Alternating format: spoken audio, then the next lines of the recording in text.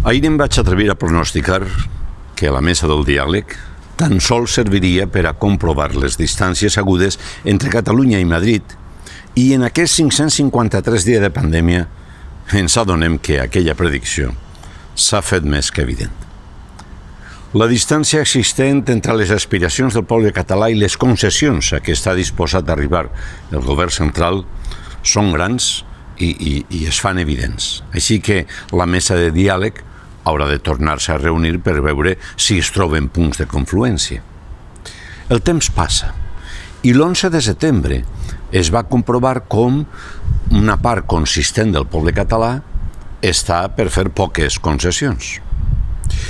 D'altra banda, per les nostres terres seguim expectants respecte del comportament del virus, que ens ha fet arribar fins a aquesta data, tot i que les mesures profilàctiques han rebaixat en molt el comportament de tothom.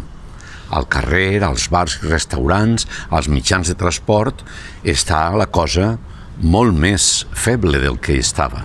Gràcies que la cultura continua sent segura.